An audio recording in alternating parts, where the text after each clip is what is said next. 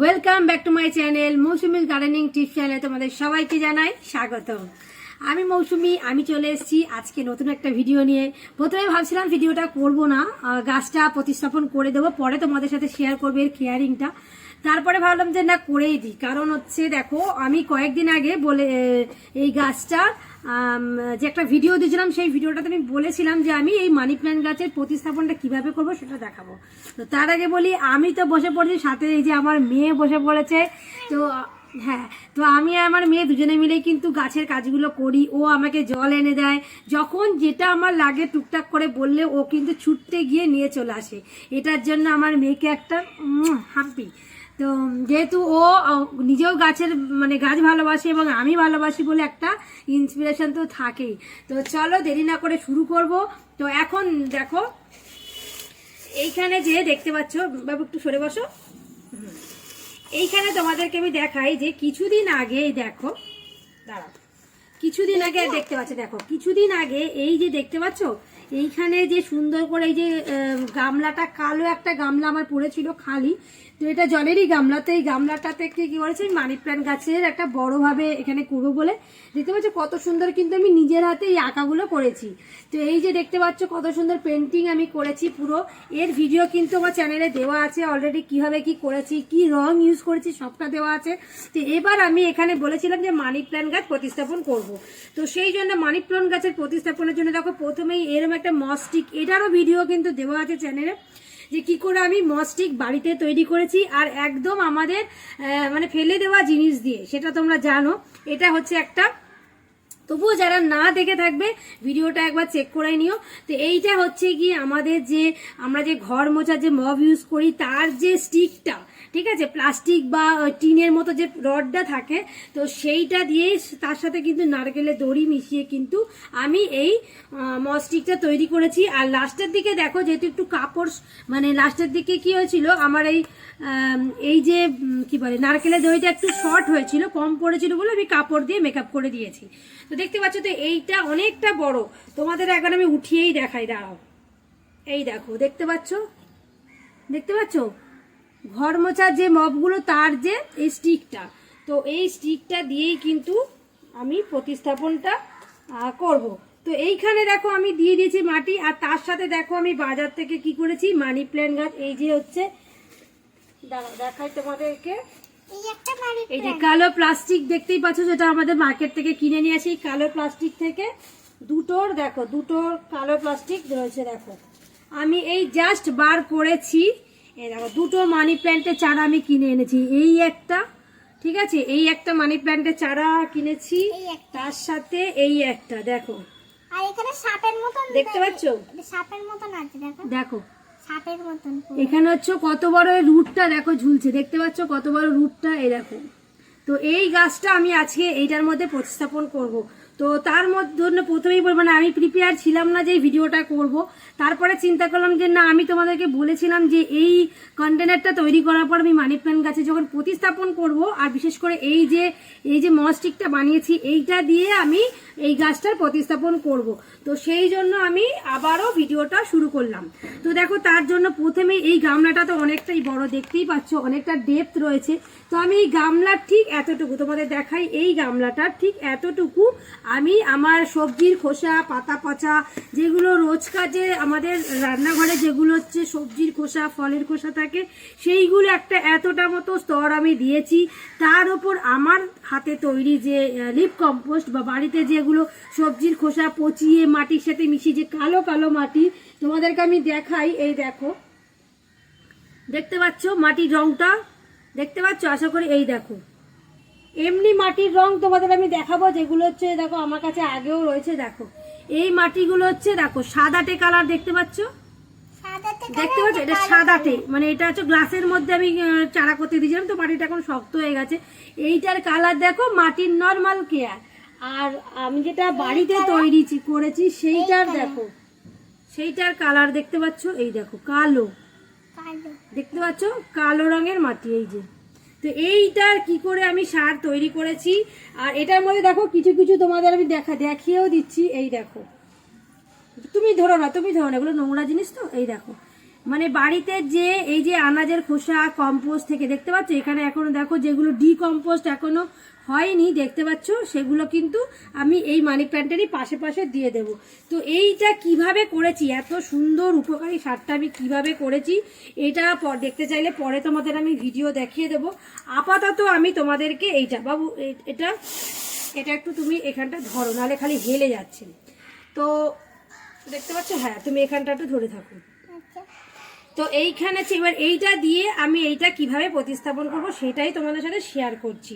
তো আমি প্রথমে একটু মাপ করে দেখে নিলাম যে ঠিক কতটা আমার মাটি দিতে হবে। তারপর আমি এটা তো বার করেই নিয়েছি, এইটা বার করে নিয়ে আমি একটা দেব এই জায়গাটা করে, এটা সোজা করে ধরো, একটা দেব এইখানে, আর একটা আমি দেব দুই দিকে দুটো করলে কি হবে, একটু ঘনটা ভালো হবে। ঠিক আছে, ঘনটা খুব ভালো হবে। তো এইটা আমি পাশাপাশি দুটো আমি দিয়ে দেব। দেখি বাবু একটুখানি দেখি হাতটা, হ্যাঁ। তো পরবর্তীকালে যাতে এইটা বেয়ে কিন্তু মানি প্ল্যান্ট গাছটা উঠবে। তো এখন আমি এখানে দিয়ে দিলাম। এবার আমি ধার থেকে আমি মাটি দেব, এখান থেকে মাটি দেব। আর তার আগেও দেখো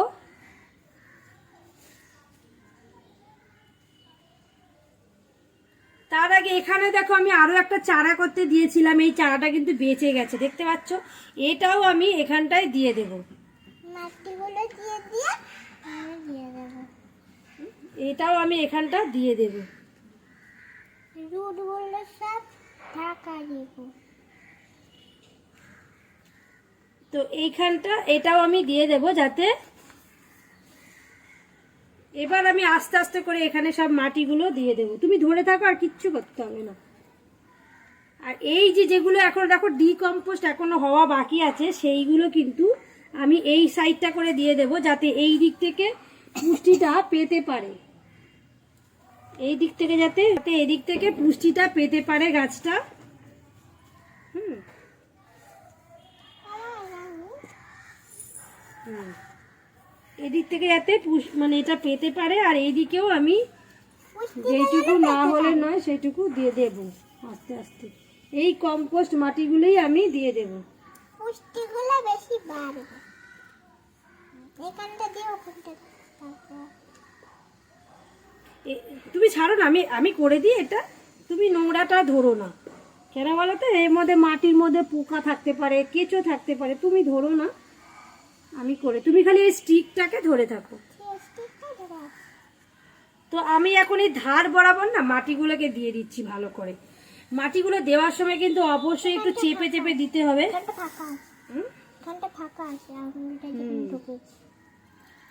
এখানে মাটিগুলো দেওয়ার সময় একটু সুন্দর করে চেপে চেপে দিতে হবে।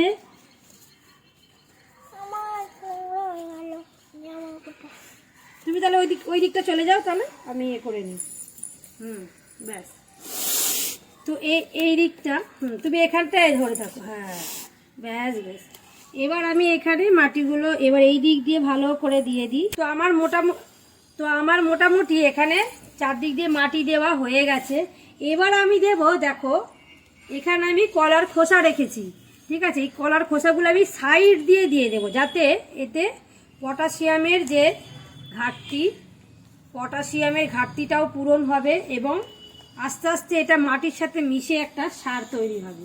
তো আমি এটা মানি প্ল্যান্টের চার দিক দিয়ে দিয়ে দেব। একটু মাটিটাকে গর্ত করে আমি এটা না কাটতে হবে না, এই গোটা দিলেও হবে। এখন ও আস্তে আস্তে মাটির সাথে মিশে ওটা সার হয়ে যাবে। তো এখন আমি কিন্তু এটা চার দিক দিয়ে আমি মোটামুটি এটা দিয়ে দেব। দেখো কলার খোসাটাকে চাপা দিয়ে আমি এখানে দিয়ে দেব।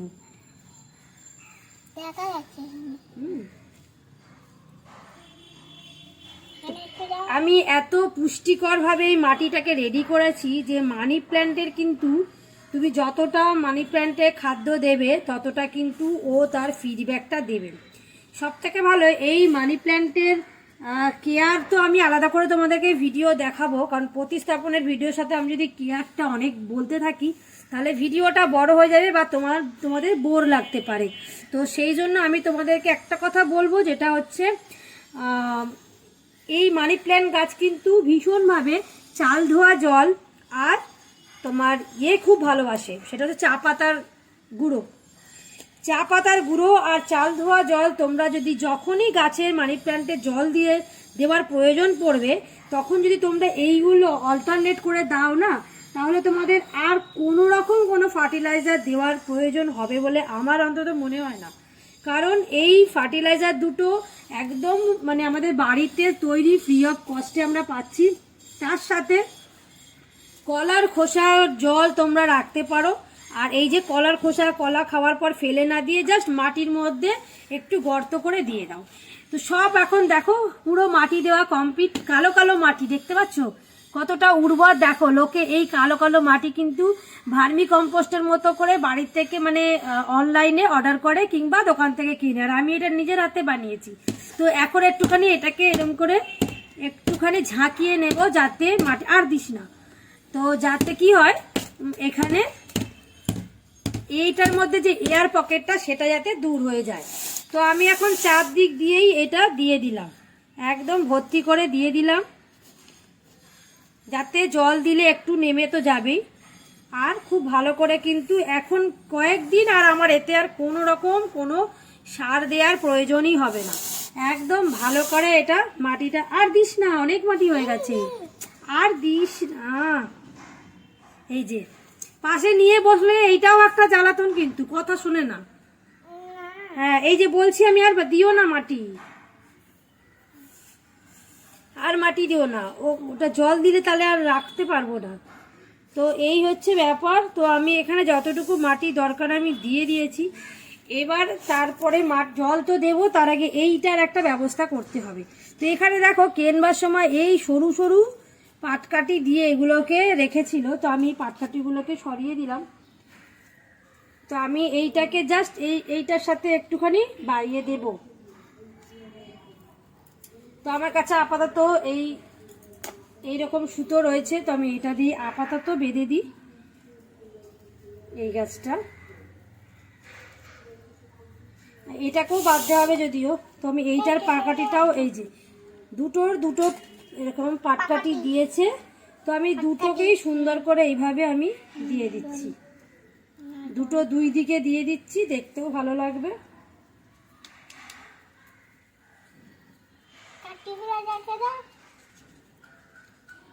খুব সিম্পল ভাবেই কিন্তু আমি তোমাদের দেখালাম যে দেখো ঘরোয়া তৈরি জিনিস দিয়ে কিন্তু আমরা ইজিলি এগুলো করতে পারি। কোনোটাই কিন্তু আমাদের দেখো গামলা আমার কাছে ছিল, ঠিক আছে, গামলা ছিল। আচ্ছা মস্টিকটা যেটা তৈরি করলাম, নারকেলের দড়ি আমার কাছে ছিল। তো নারকেলের দড়ি তোমাদের কাছে যদি না থাকে তোমরা নারকেলের দড়িটা যে কোনো হার্ডওয়্যারের শপে পেয়ে যাবে। হ্যাঁ, আর হচ্ছে তোমার রইলো মানি প্ল্যান্ট গাছ, তোমরা কাটিং থেকে চারা তৈরি করে নিতে পারো, কিংবা বাজারে তোমরা 20 থেকে 30 টাকার মধ্যে কিন্তু মানি প্ল্যান্টের গাছের চারা তোমরা পেয়ে যাবে, ঠিক আছে। আর যেটা মস্টিকটা তৈরি করেছি নারকেলের দড়ি দিয়ে, তার যে ডান্ডিটা সেটাও কিন্তু ঘরের জিনিস দিয়েই পেয়ে গেছি, ঠিক আছে। তো কোনো কিছুই কিন্তু আলাদা করে টাকা খরচা করে কিনিনি। মানে মানি প্ল্যান্টের গাছটা আমি যেহেতু এইটা একটু বড়োভাবে তৈরি করব বলেই আমি এটা দোকান থেকে কিনেছি। তোমাদের কাছে যদি চারা অলরেডি থেকে থাকে তাহলে তোমরা আলাদা করে কেনবার তো কোনো প্রয়োজন নেই, তোমরা কাটিং দিয়ে বসিয়ে দিতে পারো, বা আলাদা কোনো টবে আছে তোমরা জাস্ট এখানে ট্রান্সফার করে দেবে। তো এইভাবে হয়ে গেছে আমার করা। এবার আমি যেটা দেব সেটা হচ্ছে তোমরা প্লেন জল দিয়ে দিতে পারো, প্লেন জল তোমরা এখানে দিয়ে দেবে, কিন্তু আমি যেটা আজকে দেব সেটা হচ্ছে এটাও একটা ফার্টিলাইজার। সেটা হচ্ছে তোমাদের দেখাই, দাঁড়াও, আমাদের মাছের জল। এই যে এই জলটা কিসের তোমরা জানো? দেখতে পাচ্ছ নর্মাল জলের মতো কালার কিন্তু নয়, দেখতে পাচ্ছ। এই জলটা হচ্ছে আমার বাড়িতে তৈরি যে মাছ রয়েছে, তো যেটা অ্যাকোরিয়ামে যে মাছ থাকে সেই মাছের যে জলটা আমি যখন যেদিনকে পাল্টাই সেই জলটা আমি বাথরুমে ফেলে না দিয়ে ওই মাছের যে জলটা, তার মধ্যে মাছের খাবারের একটা গুণ থাকে, প্লাস মাছেরা যেটা পটি করে তো সেই জলের মধ্যেই থাকে, এগুলো কিন্তু একটা জৈব সার। তো সেই মাছের যে জলটা মানে কাঁচা মাছের জল না, অ্যাকোরিয়ামের যে জলটা হয় যেটা আমরা জল পাল্টাবার সময় ফেলে দিই, সেইটা কিন্তু আমি গাছে রেগুলার বেসিকে দিই একটু একটু করে সেখান থেকে তুলে, আর তার জায়গায় মাছের জায়গায় আমি ফ্রেশ ওয়াটার দিয়ে দিই। তাহলে মাছের জলটাও পরিষ্কার থাকলো, আর মাছের তোমরা দেখবে দেখো দেখো তোমরা মাছ আমাদের হাতে নিতে হবে না, পড়ে গেলে আবার একটু খুঁজতে হবে। দেখতে পাচ্ছ দেখো মাছ এখানে এই দেখো ঘুরছে, ঠিক আছে, এখানে এই দেখো মাছগুলো দুটো মারলে এখানে নড়ছে, দেখতে পাচ্ছ কি এই না, এখানে এই দেখো তোমরা দেখতে পাচ্ছ মাছ এখানে নড়ছে, এই দেখো। তো এই মাছের জলটাই কিন্তু আমি এখানে সার হিসেবে দিয়ে দেবো। তো আমাকে একটু দেখে দেখে মাছগুলোকে দেখে আমাকে জলটা নিতে হচ্ছে, নাহলে মাছও উঠে যাবে। তো দেখো আমি এখানে সুন্দর করে কিন্তু এটা প্রতিস্থাপন করে দিচ্ছি, করে দেওয়া হয়ে গেছে, জল দিচ্ছি। একদম সুন্দর করে গাছগুলোতে একদম জল দিয়ে দিলাম। পুরো মাটিটা কিন্তু আজকে একদম ওপর থেকে নিচ অব্দি ভিজিয়ে দিলাম, কারণ যেহেতু আজকে প্রতিস্থাপন করেছি, তো যাতে মাটির মধ্যে কোনো এয়ার গ্যাপ না থাকে সেজন্য কি। তুমি আর নোংরা ঘেটো না বাবা, না বাচ্চা মানুষ তো অত মাটি ঘেটো না, তুমি আমার পাশে বসো, ঠিক আছে, কথা বললে বড়রে শুনতে হয়। তো আমি এখন দেখো পুরো মাটিটা ভেজা তোমরা দেখতে পাচ্ছ আশা করি। তো একদম পুরো থরলি কিন্তু আমি জল দিয়ে এটাকে মানে ভিজিয়ে দিয়েছি, আরও যতটুকু জল চাইবে ততটুকু। আর তলায় কিন্তু অবশ্যই আমার ফুটো করা রয়েছে গামলার নিচে, যাতে এক্সেস জলটা বেরিয়ে যেতে পারে। তো এইভাবে হ্যাঁ, তো এইভাবে কিন্তু দেখো খুব সুন্দরভাবে কিন্তু মানি প্ল্যান্ট গাছের প্রতিস্থাপনটা আমি করে দিয়েছি। এবার এটা কিন্তু কয়েকদিন মানে মোটামুটি এই 6-7 দিন মতো তোমরা একটু সেমি শেডে রাখবে, মানে একটুখানি যেখানে আলো ছেকে পড়বে সেখানে। আর এমনিতেও মানি প্ল্যান্ট গাছ প্রচুর রোদে রাখার গাছ নয়, তাহলে কিন্তু পাতাগুলো ঝলসে যাবে। আর মাঝে মাঝে একটু ওয়াটার স্প্রে করে দিতে হবে, যাতে পাতাগুলো সবুজ থাকে, যাতে খাদ্য সংগ্রহ করতে পারে। আর এই গাছটা একটু ইনডোর প্ল্যান্ট হিসেবে যেহেতু রয়েছে, তো তোমরা ব্যালকনিতে রাখতে পারো বা এমন জায়গায় রাখতে পারো যেখানে কিন্তু একটু ছায়া পড়বে এবং রোদটা ছেকে আসবে, তাহলে কিন্তু এর গ্রোথ এবং পাতার কালারটাও খুব সুন্দর আসবে। তো আশা করি তোমরা ভিডিওটাতে উপকৃত হয়েছো। যদি তোমাদের এই ভিডিওটা ভালো লাগে তাহলে অবশ্যই লাইক শেয়ার কমেন্ট করতে ভুলবে না। আর আমার নতুন নতুন অনেক ভিডিও আছে, কিন্তু আমি একটু ব্যস্ত থাকার কারণে আমি মানে এই ভিডিওগুলো বেশি দিতে পারছি না, কারণ আমার মেয়ের পরীক্ষা চলছে। তো সেজন্য আমি হয়তো মানে তাড়াহুড়ো করে গাছগুলো বুনে ফেলছি বা প্রতিস্থাপন করে ফেলছি, কিন্তু রেগুলার বেসিকে সেগুলো আর ক্যামেরা বন্দি করে তোমাদের সাথে শেয়ার করে উঠতে পারছি না। তো তাও আমি চেষ্টা করলাম অনেকদিন পর গাছের একটা ভিডিও দেওয়ার। তো আমার মেয়ের পরীক্ষাটা শেষ হয়ে গেলেই আমি কিন্তু আবারও ফুল দমে গাছের ভিডিও নিয়ে আমি পোস্ট করব। তো চলো আজকের জন্য এটুকুই, দেখা হবে নেক্সট ভিডিওয়ে। আজকের জন্য এটুকুই, টাটা। লাইক শেয়ার কমেন্ট করবে, সাবস্ক্রাইব করবে, আর বাটনে ক্লিক করবে, পাশে থাকবে সারা নোটিফিকেশন তোমাদের কাছে। আজকের জন্য এটুকুই, টাটা। শেষ করছি।